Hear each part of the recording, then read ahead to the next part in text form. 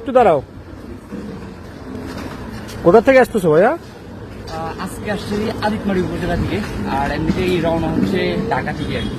ঢাকা থেকে মানে কোথায় যাচ্ছ এখন? গন্তব্য কোথায় তোমার? আজকে যাবো হচ্ছে হাতিবান্ধা পর্যন্ত, 64 জেলা ভ্রমণ। 64 জেলা ভ্রমণ করবা? এখন কত জেলা শেষ করলা তুমি? 5 নম্বর জেলা শেষ, 6 নম্বর জেলা লালমোহন। লালমোহন জেলা। এরপরে কোথায় যাবা? এরপর হচ্ছে রংপুর, নীলফামারী।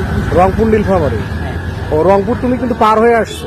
হ্যাঁ, রংপুর কিছু দিয়ে যাওয়া যাবে। আর সামনে হচ্ছে হয়তো বা নীলফামারী ঢুকে যেতে পারি, বুড়িমারি দিয়ে, ওইখান দিয়ে নীলফামারী ঢুকে চর ঢাকাতে যাবো আর কি। জি, মানে ভ্রমণ আসলে এর পিছনে কারণটা কি? মানে ভ্রমণ কি তোমাকে ভালো লাগে সব জায়গা? হ্যাঁ, ভ্রমণ ভালো লাগে, অবশ্যই ভ্রমণ সবসময় ভালো লাগে। তারপরে কারণ হচ্ছে 64 জেলাটা একটু ঘুরে দেখার আচ্ছা শখ জাগছে। তাই আচ্ছা, হচ্ছে কতদিন হইলো আপনার এই ঘোরার পিছনে? মানে সময় কতদিন লাগতেছে আর কি? আজকে 15তম দিন চলতেছি। 15তম দিন। আর কতদিন ঘুরবা? মানে জেলা ঘুরতে কতদিন লাগবে? আর আসলে প্রতিটা জেলাতে আমি প্রতিটা উপজেলাতে সময় দেওয়ার ট্রাই করি।